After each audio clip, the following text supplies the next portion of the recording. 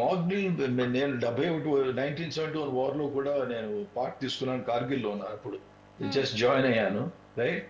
Okay. War వచ్చినప్పుడు ఏంటంటే మాక్ drills are important. ప్రతి వాళ్ళకి ఏంటి, ఒకవేళ ఎవరైనా క్షిపణులు ఏదైనా మిసైల్స్ ఫైర్ చేస్తే, ఎయిర్ స్ట్రైక్స్ వస్తే, రైట్, ఎంత లోపలికి రాగలంటే ఆ తర్వాత ఆలోచించవచ్చు మనం.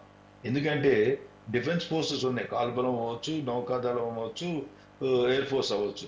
ఇవన్నీ ప్రతిఘటిస్తాయి, ఎనిమిని మన బోర్డులోకి రాకుండా ఆపుతానికి ప్రయత్నిస్తాయి. రైట్. కానీ ఒకళ్ళు మిసైల్స్ లాంటి ఉన్నాయి, కొన్ని మిసైల్స్ అప్పటికి ఎయిర్ డిఫెన్స్ ప్రికాషన్స్ అన్ని తీసుకుంటాం, ఎయిర్ డిఫెన్స్ మెషర్స్ కూడా పనిచేస్తాయి.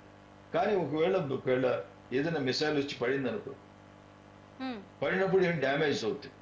డ్యామేజెస్ ఎలా జరుగుతాయి, డ్యామేజ్ జరిగిన మనల్ని ఎలా కాపాడుకోవాలి, డ్యామేజ్ జరిగినప్పుడు ఎన్నో జరుగుతాయి డ్యామేజ్. కరెంట్, ఎలక్ట్రిసిటీ పోవచ్చు, వాటర్ కనెక్షన్ పోవచ్చు, ఎసెన్షియల్ కమోడిటీస్ పోవచ్చు, కొన్ని బజార్లు నాశనం అయిపోవచ్చు ఒకవేళ జరిగితే, ఆర్ హాస్పిటల్స్ లో సర్వీసెస్ ఉండకపోవచ్చు. రైట్. కనుక అవగాహన అనేది దేశంలో, ఎందుకంటే మనం యుద్ధాలు ఇప్పుడు after all Hamas, Israel, Iran చూసారంటే వాళ్ళు ఎవరు రెడీగా ఉంటారు.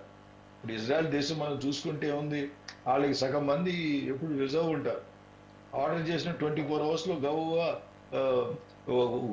ఊళ్ళో ఎలక్ట్రీషియన్ పని చేస్తున్నాడు, గవ్వుకుని యూనిఫామ్ వేసుకుంటాడు, తయారై వెళ్ళిపోతాడు ఇజ్రాయెల్కి.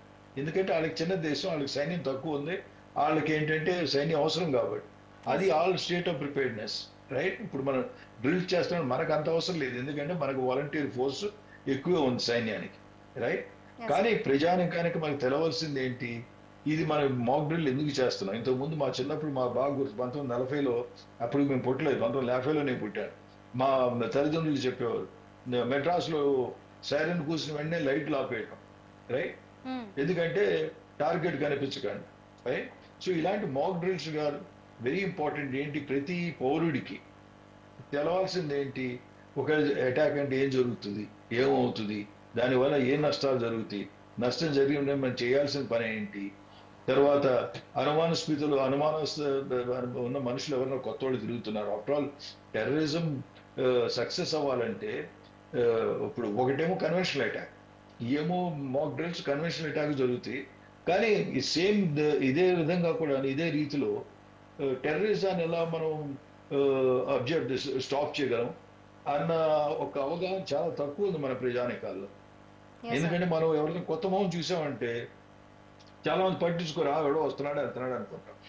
యాక్చువల్లీ మనం ఆలోచిస్తే క్రిటికల్ గా మన ప్రజలకు అందరికీ తెలవాల్సింది ఏంటి, లెసన్స్. ఎప్పుడైనా ఏదైనా జరిగినప్పుడు దాని గురించి మనం లెసన్స్ కొన్ని నేర్చుకోవాలి. హ్మ్. పేల్గాం అటాక్ జరిగిందంటే అది అటాక్ ఎలా సక్సెస్ఫుల్ అయింది, అవుట్ ఆఫ్ ద బ్లూస్.